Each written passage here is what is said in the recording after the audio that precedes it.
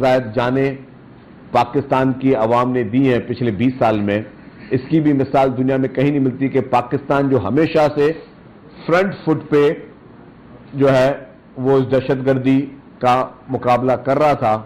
پاکستان 20 سال سے جو پاکستان نے جانوں کے نذرانے دیے اس دہشت گردی میں، اس کی بھی اس سے پہلے کسی اور ملک میں جو ہے وہ اس کی مثال نہیں ملتی.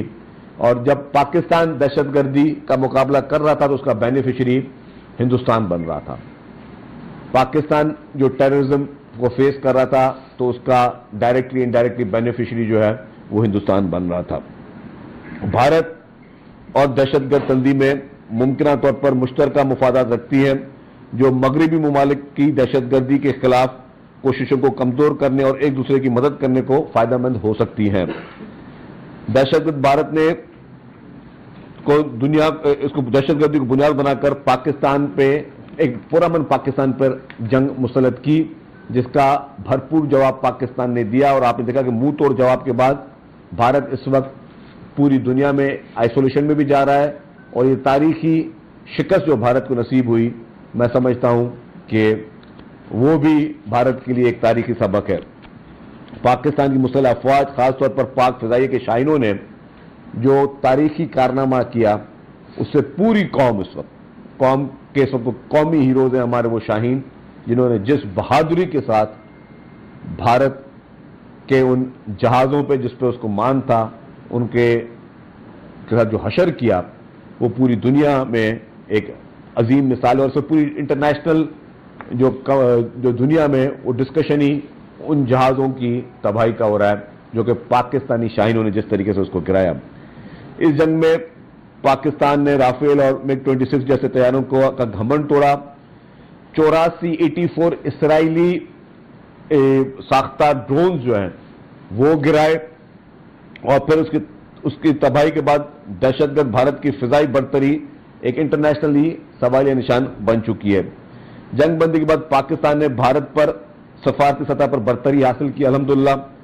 بین الاقوامی میڈیا نے رپورٹ کیا کہ بھارت نے جنگ بندی کے لیے پہل کی، جس سے پاکستان کو سفارتی فائدہ حاصل ہوا. پاکستان کے دوست ممالک کی حمایت حاصل ہوئی اور بین الاقوامی تجزیہ کاروں نے اس جنگ کو پاکستان کے لیے عسکری اور سفارتی کامیابی قرار دیا. نیشنل انٹرسٹ نے اسے پاکستان کی واضح فتح قرار دیا. فائنینشیل ٹائم نے لکھا کہ جنگ بندی نے پاکستان کو سفارتی برتری دی. اس طریقے سے بہت سارے جریدے ہیں جن کی میں آپ کو ابھی کلپس دکھاؤں گا.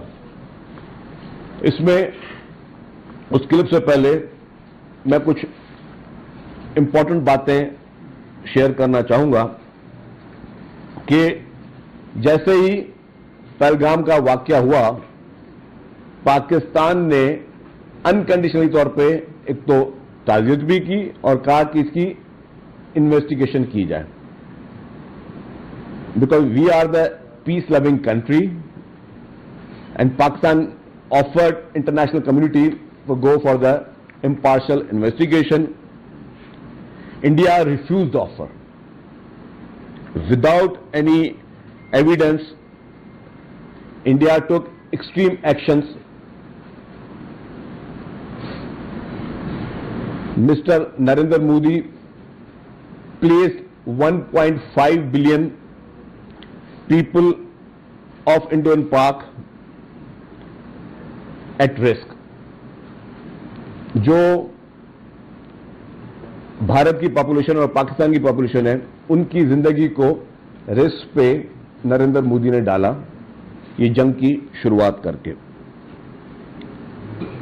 چیئرمین بلاول بھٹو زرداری صاحب while he was the foreign minister at that time he said the butcher of Gujarat is the butcher of Kashmir, and it is proved.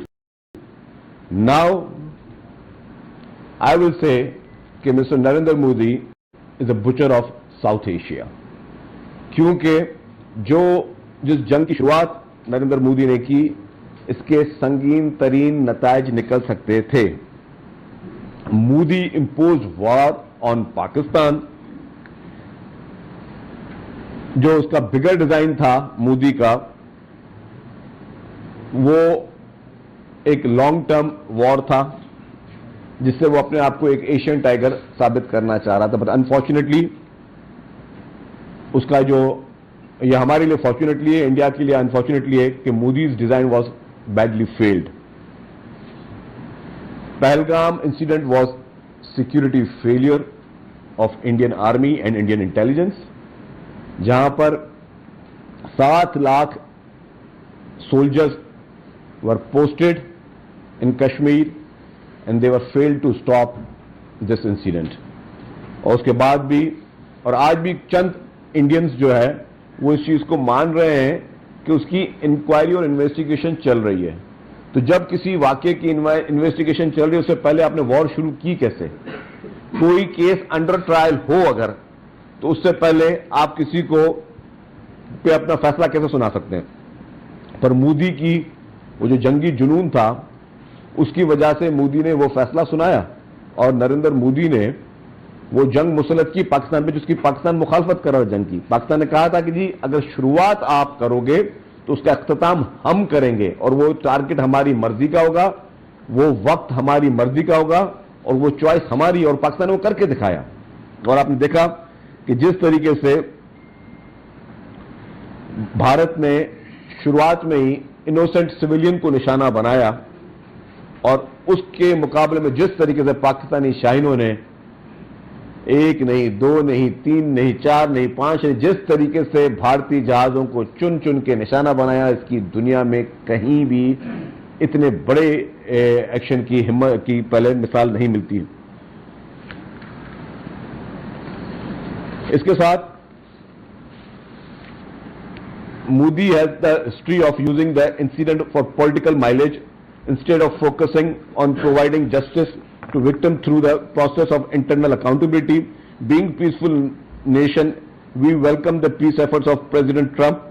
On the other hand, India has not even acknowledged the wonderful role played by the American president. Not only this, they have attacked the president for stopping the forum instance application of military instrument. Anybody who opposes Modi's jingoism is their enemy. This must make it clear to the international community as to who is enemy of peace. Pakistan wants peace. Modi manufactures and exports hate. India, on the hand, is the beneficiary of war on terrorism. Since 9/11, it is India which has benefited by legitimate struggles of the right of the self-determination as terrorism. India has long used incidents of terrorism as vehicle of achieve his hate-driven strategic objectives. Post Pahalgam, he suspended IWT, while post Balakot he revoked 370 and 35B, which was the basic right of the Kashmiris. India has marginalized Kashmiris despite their decades-long struggle. All neighbors are uncomfortable with India.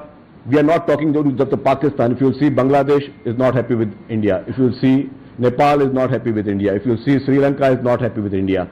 If you see, China is not happy with India. So it's not only Pakistan who's unhappy with India.